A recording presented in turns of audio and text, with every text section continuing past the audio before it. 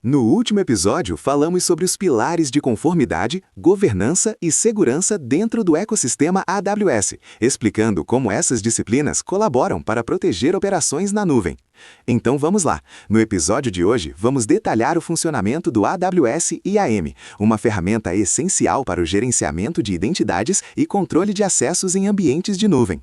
Podem continuar. Sabe aquela chave de casa? A gente usa para abrir a porta da frente, mas, sei lá, ela não abre o cofre no escritório, né? Claro, nem o armário de remédios. Exato.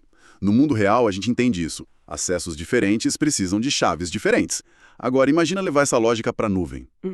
Lá você não tem 3 portas. Você tem milhares de recursos, serviços, dados.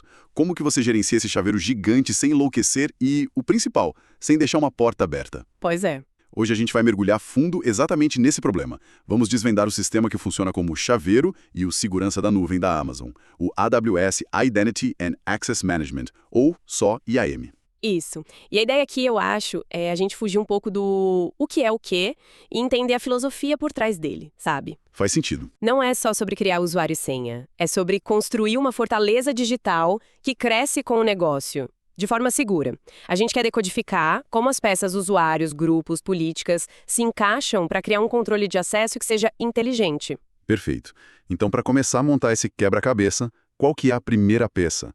O que significa identidade nesse contexto de nuvem? É só uma pessoa. Ótima pergunta, porque não é, né? Identidade, assim, é qualquer coisa que precise ser autenticada. Qualquer coisa. Sim.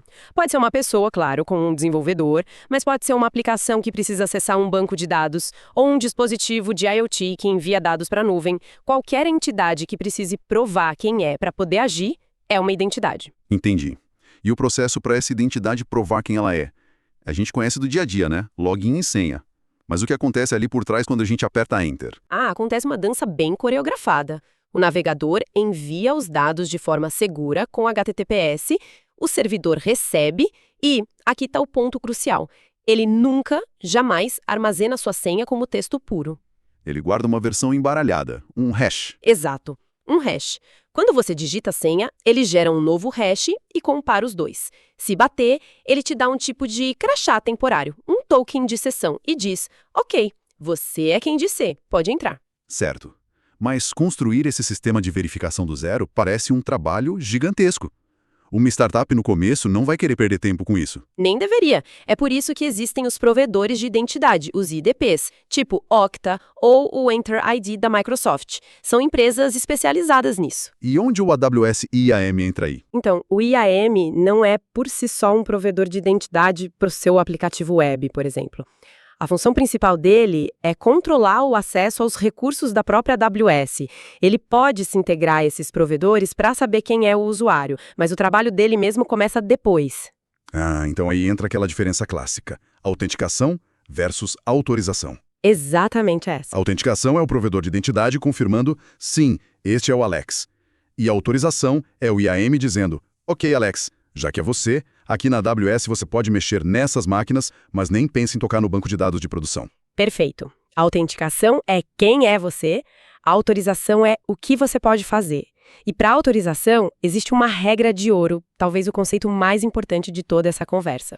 O princípio do privilégio mínimo. Exatamente, que é basicamente conceder apenas as permissões estritamente necessárias para alguém fazer o trabalho dela. Nada mais. Parece simples, mas na prática... É mais fácil falar do que fazer. A tentação de dar permissão a mais só para garantir é enorme, sabe? Especialmente na correria. Só que isso é uma armadilha. Por quê? Se uma conta com permissões exageradas for comprometida, o invasor não ganha a chave de um cômodo. Ele ganha a chave mestra do prédio inteiro. O privilégio mínimo é a disciplina que impede que um pequeno vazamento se torne uma catástrofe. Ok, faz todo sentido. Então, na prática, como a gente aplica esse princípio? Quais são as ferramentas do IAM para organizar essas permissões? As peças fundamentais são 3. Usuários, grupos e políticas. Um usuário é uma identidade, uma pessoa. A má prática é dar permissões direto para essa pessoa. E a boa prática? A boa prática é criar um grupo, por exemplo, desenvolvedores, colocar a pessoa dentro desse grupo e dar as permissões para o grupo. E por que isso é melhor? Pela escalabilidade e sanidade mental. Se amanhã entra uma pessoa nova no time, você não precisa lembrar de todas as 15 permissões que o time precisa. Você só adiciona a pessoa ao grupo desenvolvedores e pronto, ela herda tudo. É mais limpo e muito menos propenso a erros. Entendi. E se a pessoa muda de função? Melhor ainda, você tira ela de um grupo e põe em outro. As permissões são trocadas na hora. Ah, e um detalhe importante. Um grupo não pode conter outro grupo no IAM. A hierarquia é plana. E nesse esquema todo, tem um usuário que é diferente, né? O tal do usuário raiz. Sim, o usuário raiz da conta AWS. Pensa nele como o deus da conta. Acesso total a tudo. Do dia a dia. Guarde ele a 7 chaves, proteja com a autenticação multifator, a MFA, e use só para tarefas que só ele pode fazer. Isso me lembra aquele modelo de responsabilidade compartilhada. A AWS cuida da segurança da nuvem. Uhum. Mas nós, os clientes, somos responsáveis pela segurança na nuvem. E proteger o usuário raiz é o passo zero dessa nossa responsabilidade. Se ele for comprometido, o jogo acaba. Certo. Então, a gente coloca os usuários em grupos. Mas como a gente define o que cada grupo pode fazer? O que são essas permissões na prática? Elas são definidas em documentos chamados políticas. Uma política é basicamente um arquivo de texto em formato JSON que diz de forma explícita permitir ou negar a ação X no recurso Y sob a condição Z. Tipo, permitir a ação de ler objeto no bucket S3 chamado fotos da empresa. Exatamente. Você anexa essa política a um grupo e todos os usuários daquele grupo ganham essa permissão. E se um usuário está em dois grupos? Desenvolvimento e segurança, por exemplo. Ele pega a soma das permissões? Exatamente. As permissões são aditivas. Ele pode fazer tudo que um desenvolvedor pode e também tudo que alguém de segurança pode. E um ponto fundamental. Se você remove essa pessoa do grupo segurança, Ele perde as permissões. e imediatamente... Não tem atraso, não tem cache. O acesso é revogado na hora. Mas espera aí. Se a gente pode dar permissões, isso não pode sair do controle? Imagina que eu delego a criação de usuários para um líder de equipe e ele, sem querer, cria um usuário com permissão de administrador. Como eu evito isso? Essa é uma preocupação muito real em empresas maiores.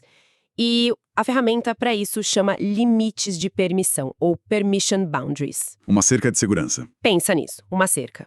Eu, como administrador principal, posso dizer: líder de equipe, você pode criar usuários, mas nenhum usuário que você criar pode ter mais permissões do que as que estão dentro desta cerca. Mesmo que ele tente dar uma permissão de admin, o limite vai barrar. Ah, entendi. É uma camada extra de proteção para garantir o privilégio mínimo. Isso, mesmo quando você delega administração. Falando em proteção, a primeira coisa que vem à cabeça é a senha. Como a gente garante que as pessoas usem senhas fortes? O IAM permite que você crie uma política de senha para a conta toda. Você pode forçar um comprimento mínimo, exigir mistura de letras maiúsculas, minúsculas, números, símbolos. E, algo muito importante, você pode forçar a rotação de senhas, tipo, a cada 90 dias. E impedir a reutilização, né? Sim, pode impedir que reutilizem as últimas 24 senhas, por exemplo. Isso dificulta muito os ataques mais comuns. Curiosamente, essa política não se aplica ao usuário raiz. A proteção dele é outra. Seria a proteção essencial para qualquer usuário importante, eu imagino. Autenticação multifator, a famosa MFA. É uma das barreiras de segurança mais eficazes que existem. A ideia é exigir mais de um tipo de prova de identidade. Algo que você sabe, algo que você tem e algo que você é. Isso. A senha, seu celular com app autenticador e sua impressão digital. E isso realmente faz diferença. Faz uma diferença brutal. Um estudo famoso da Microsoft mostrou que a MFA bloqueia mais de 99% dos ataques de comprometimento de contas. Nossa, 99%. É quase tudo. É um número absurdo, né? Pensa na prática. Para o hacker invadir sua conta, não basta mais ele ter sua senha. Ele precisaria também ter o seu celular em mãos, fisicamente, naquele exato momento. A barreira se torna imensamente maior. Entendi. É como precisar da chave e do seu RG. E de uma foto sua tirada na hora. Uau! E eu vejo que a tendência agora é ir além, para um mundo sem senhas, certo? Como isso funciona? Não é menos seguro? Surpreendentemente, é mais seguro. É a autenticação passwordless, usando coisas como Face ID ou a digital. A mágica está na criptografia de chave pública. Seus dados biométricos nunca saem do seu aparelho. Nunca. O que acontece é que seu dispositivo guarda uma chave privada e o serviço online tipo a AWS conhece a chave pública. Para fazer login, o serviço envia um desafio que só seu aparelho com a chave privada consegue resolver. É mais rápido e mais seguro. Ok, já cuidamos das pessoas. Mas elas não interagem com a AWS só pelo console. E as nossas aplicações, os scripts, como eles acessam as coisas de forma segura? Exato. Além do console, tem duas formas principais de interagir programaticamente: a AWS CLI, a interface de linha de comando, e os SDKs, que são bibliotecas para linguagens como Python ou Java. E para usar isso, eu preciso de uma credencial, uma chave de acesso. Sim, mas aqui tem uma distinção crítica: credenciais de longo prazo versus credenciais temporárias. As de longo prazo são aquelas que a gente gera para um usuário IAM, certo? Isso, um par de chaves, acesso e secreta. Elas são poderosas e perigosas. Duram para sempre, até você trocar. Se vazarem, é um problemão. Então, peraí. Se minha máquina virtual, uma EC2, precisa acessar um arquivo no S3, a abordagem mais óbvia seria criar um usuário EA para ela, gerar essas chaves e colocar lá dentro da máquina. Parece mais fácil. Qual é o problema? O problema é que isso é uma das piores práticas de segurança possíveis na AWS. É o equivalente a escrever a senha do cofre num post-it e colar na porta do cofre. Entendi. Se aquela máquina for comprometida, o invasor pega essas chaves e tem acesso a tudo que aquele usuário podia fazer, de qualquer lugar do mundo e por tempo indeterminado. Caramba. Ok, então qual é a forma correta de fazer isso? A forma correta é usando funções IAM, as roles. Uma função é uma identidade temporária que não tem chaves de longo prazo. Temporárias que expiram depois de um curto período, geralmente 1 hora. E se a máquina for invadida? O invasor até pode pegar as credenciais, mas o estrago é limitado porque elas vão expirar logo. É a diferença entre vazar uma chave que dura para sempre e uma que se autodestrói em 60 minutos. Uau, isso muda tudo. Então as funções são a resposta para serviços da AWS se comunicarem. E também para dar acesso a usuários de outros sistemas sem precisar criar um usuário IAM para cada um. É um mecanismo para acesso federado. Funções são uma das ferramentas mais poderosas para construir uma arquitetura segura de verdade. Ok, montamos nosso sistema. Usuários em grupos, políticas, MFA, funções. Mas como a gente garante que isso não vira uma bagunça daqui a 6 meses? Como a gente audita e contém a casa em ordem? A AWS oferece ferramentas para isso. A primeira é o relatório de credenciais do IAM. É basicamente um raio-x completo de todos os seus usuários num arquivo CSV. E o que ele mostra? Ele te diz quem tem senha, quem tem chave de acesso ativa, se o MFA está ligado, quando a senha foi trocada pela última vez, tudo. E o que as equipes de segurança geralmente descobrem com esse relatório? Algo assustador? O que elas descobrem costuma ser bem assustador. É um verdadeiro cemitério de credenciais antigas, de ex-funcionários, de scripts de teste esquecidos há anos. Cada uma dessas chaves é uma porta dos fundos esperando para ser encontrada. Entendi, é o ponto de partida para uma grande limpeza. Exatamente. Ok, isso cuida das credenciais que existem. Mas e as permissões em si? Como eu sei se as permissões que eu dei ainda fazem sentido? Para isso, existe outra ferramenta fantástica, o IAM Access Advisor. Se o relatório de credenciais mostra o que um usuário tem, o Access Advisor mostra o que ele de fato usa. Ele me diz quando foi a última vez que uma permissão foi usada. Exatamente isso. Para cada permissão que um usuário ou uma função tem, ele informa a última vez que ela foi usada. Então essa é a ferramenta para aplicar o privilégio mínimo na prática, de forma contínua. Perfeito. É exatamente isso. Se você vê que um usuário tem permissão para usar 30 serviços, mas o Access Advisor mostra que nos últimos 6 meses ele só usou 5, é um sinal claro para restringir o acesso. Claríssimo. É a sua chance de ajustar o acesso para o que é realmente necessário, fechando portas que a gente nem sabia que estavam abertas. Incrível. Então, para amarrar tudo, voltando à nossa startup, ela começou com um fundador e o usuário raiz. Mas para crescer de forma segura, ela precisou criar usuários IAM, organizá-los em grupos, definir o que cada grupo podia fazer, com políticas baseadas no privilégio mínimo. Proteger tudo com MFA e usar funções IAM para que os serviços conversassem entre si sem expor credenciais perigosas. E, para manter a ordem, ela usa o relatório de credenciais e o Access Advisor para auditar e ajustar tudo continuamente. Você resumiu perfeitamente a jornada. O IAM não é um projeto com começo, meio e fim. É um processo contínuo de gerenciamento e vigilância. Fantástico. Foi uma verdadeira aula de como construir essa fortaleza digital. E para encerrar, deixo uma reflexão.